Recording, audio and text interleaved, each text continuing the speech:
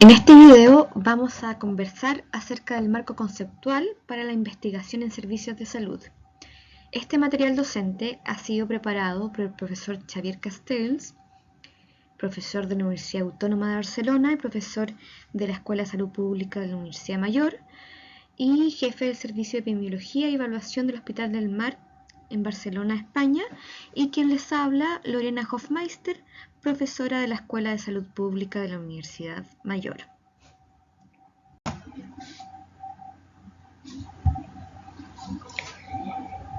Vamos a hablar acerca de los conceptos que sostienen a la investigación en servicios de salud, para qué se usa y cuál es su naturaleza, y también vamos a hablar de Comparative Effectiveness Research, que se refiere a la investigación que compara la efectividad de las distintas intervenciones de salud.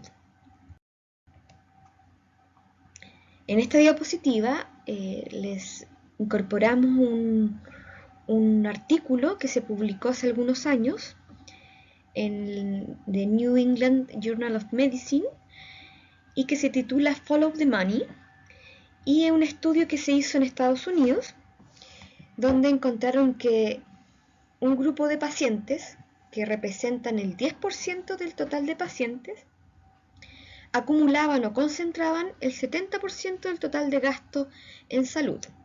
Por lo tanto, eran pacientes que tenían tratamientos de alto costo.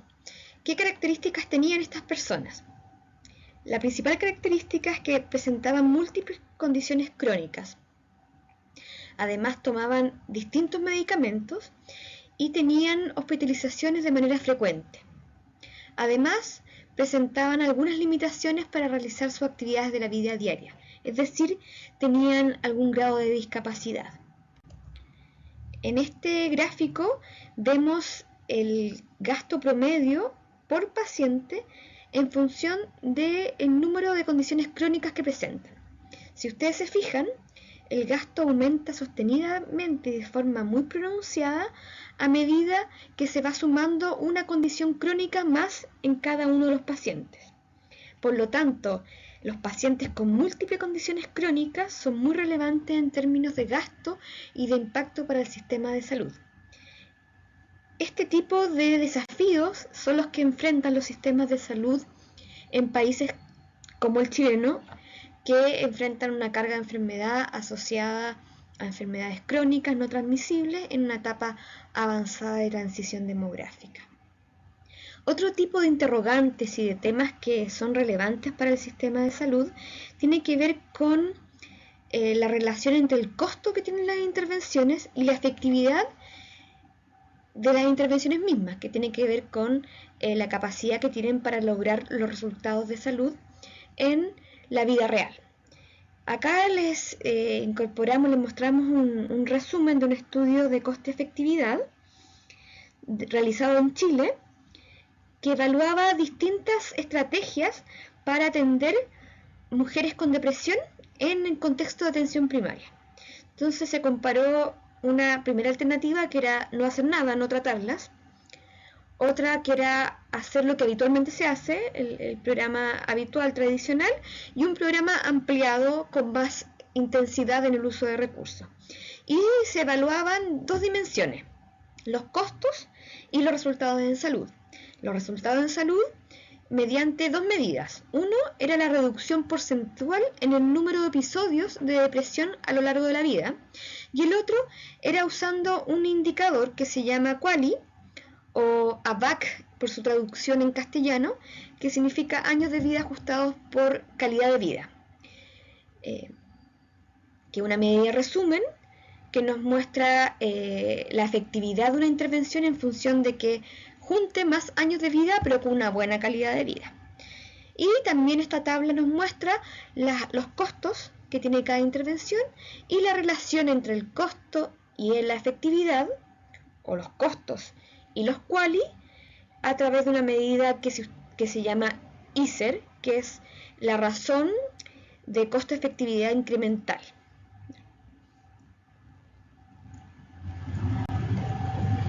Otro tipo de interrogantes que se hacen los sistemas de salud y las instituciones que que generan intervenciones de salud tiene que ver con el desempeño, con qué tan bien están realizando las intervenciones de salud y qué están logrando.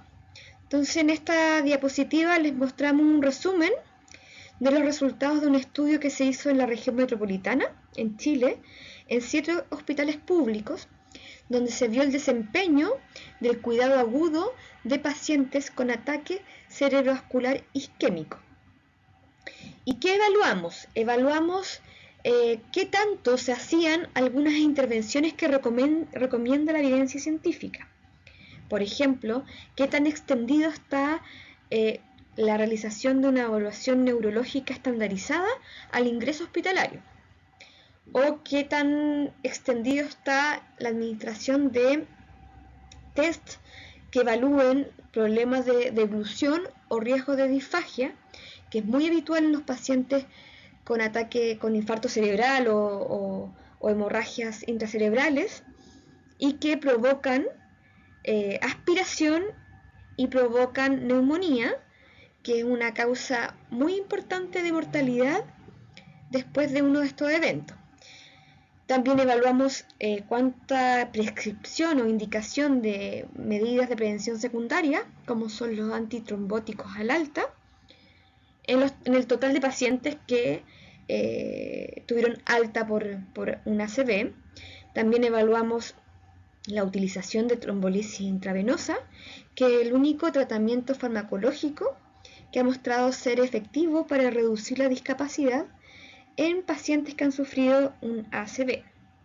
Y evaluamos una de las complicaciones más recurrentes en estos pacientes, que es la neumonía intrahospitalaria, y como resultado global, la mortalidad en distintos periodos de tiempo. Si ustedes se fijan, un poquito más de la mitad de los pacientes recibió una evaluación neurológica estandarizada. Un poco más del 10%, una cifra notoriamente baja, tuvo un test de screening de disfagia antes de ser realimentado.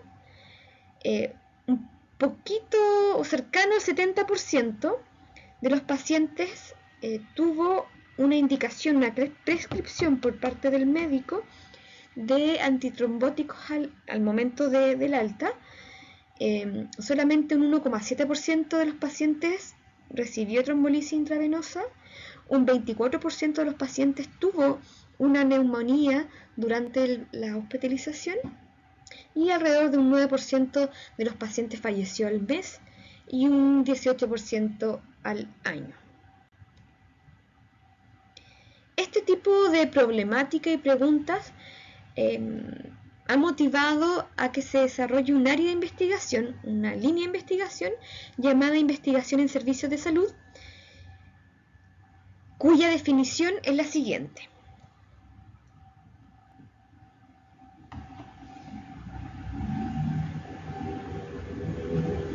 Se trata de un campo multidisciplinario de investigación científica que estudia cómo los factores sociales de financiamiento del sistema, factores organizacionales de estructura y de proceso, de las distintas tecnologías e intervenciones de salud combinado con los comportamientos personales, los comportamientos de salud personales, afectan el acceso a la atención sanitaria, la calidad y el costo a los cuidados de salud, y finalmente cómo todos estos factores afectan la salud y el bienestar de las poblaciones.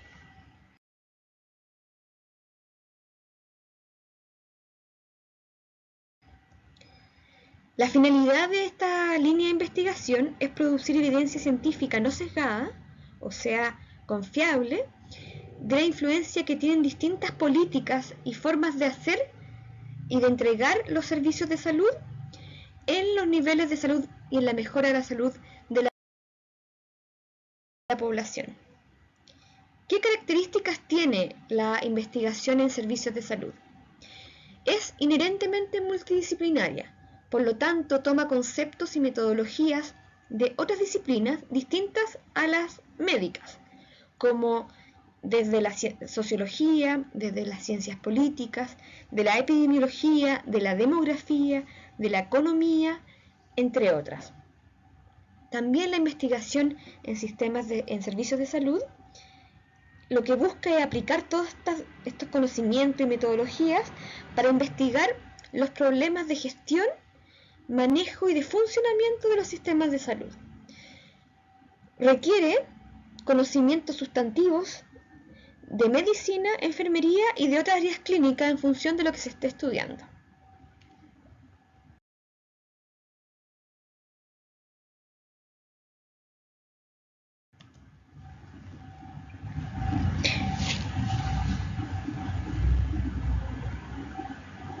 ¿Qué tipo de preguntas responde la investigación en servicios de salud?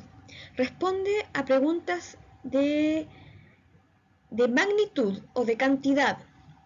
Es decir, ¿cuántos servicios, cuántas atenciones necesitamos? ¿Cuántos servicios o atenciones o intervenciones pueden ser realmente financiados con los recursos disponibles? También responde preguntas acerca de los destinatarios. ¿A quiénes van dirigidas las intervenciones? Y preguntas acerca del desempeño. ¿Qué también estamos entregando los servicios de salud o la atención sanitaria? ¿Qué temas se analizan? Se analiza el tema de la utilización de los servicios de salud. ¿Quién utiliza y por qué? Con el por qué nos referimos a si utilizan los que más necesidad tienen, si utilizan los que tienen mayor predisposición a, o los que tienen más facilidad de acceder a los servicios. También se analiza el impacto de nuevas tecnologías. En este ámbito, cuando se habla de tecnología, lo hacemos de una forma más ampliada que referirse solamente a un sistema de información. Con tecnología nos referimos a distintas formas de hacer las cosas, distintas estrategias para proveer servicios, para implementar intervenciones de salud, etc. Entonces, la investigación en servicios de salud ve cómo impacta en distintas dimensiones cuando se incorporan nuevas formas de hacer las cosas en el sistema de salud. También estudia acerca de la influencia de nuevos modelos organizativos, es decir, nuevas formas de organizar la atención. Por ejemplo, cómo impacta incorporar unidades de tratamiento agudo de los ataques cerebrovasculares en el ámbito hospitalario comparado con la atención habitual en salas de medicina. Finalmente, también se analiza cómo los sistemas de salud y la atención sanitaria mejora. ¿Cuál es la cultura de mejora continua y de calidad que se enfoca a la atención sanitaria, al cuidado que se hace a través del sistema de salud? Acá les mostramos un marco conceptual presentado por un autor que se llama Bradley y que muestra factores determinantes que afectan resultados del sistema de salud que luego también impactan sobre la sociedad en su conjunto. Acá, en estos factores determinantes, tienen que ver con elementos del cuidado sanitario, de la atención sanitaria. Entonces, tiene que ver con el financiamiento de la atención sanitaria, cómo se financia, cómo se paga a los sistemas de pago de la atención sanitaria. Con esto nos referimos si se paga, por ejemplo, en forma per capitada, se le transfiere, por ejemplo, a la atención primaria un pago por cada persona que atiende la atención primaria, o si se hace un pago por prestación, o sea, la transferencia de recursos se da en función de si se realiza o no un acto de salud. También hay factores determinantes que tienen que ver con la regulación del sistema, cómo se regula la atención sanitaria, cómo se regula, se norma, cómo se certifica, quién puede hacer qué cosa, quién no puede hacer tal otra cosa en salud. Después, cómo se provee y se organiza el sistema de prestación de la atención sanitaria. Si se organiza en prestadores individuales, institucionales, de distinta dependencia administrativa, etc. Después, ¿cuál es el nivel de tecnología y de conocimientos para la prestación de los servicios, para la atención sanitaria? Y finalmente, cuáles son las creencias, comportamientos y expectativas de pacientes, familiares y de las redes comunitarias con respecto a la atención sanitaria. Todos estos elementos afectan 4 outcomes o resultados del sistema, que tienen que ver con el acceso, quién accede y quién no, quién puede acceder a ciertas atenciones y quiénes no, quiénes efectivamente utilizan y por qué razón, con qué calidad se entregan las prestaciones de salud y qué tan eficiente es la entrega de la atención sanitaria. Todo esto impacta a la sociedad en términos de la mejora de la salud de la población, en términos de qué tan equitativo es la atención sanitaria, en términos también de la protección que tiene la población frente a riesgos de salud y también la satisfacción y la legitimidad que tiene el sistema de salud para sus usuarios y para la población. En esta diapositiva les presentamos cómo se inserta la investigación en servicios de salud en el contexto de la investigación y sus distintos apellidos. Primero tenemos investigación básica.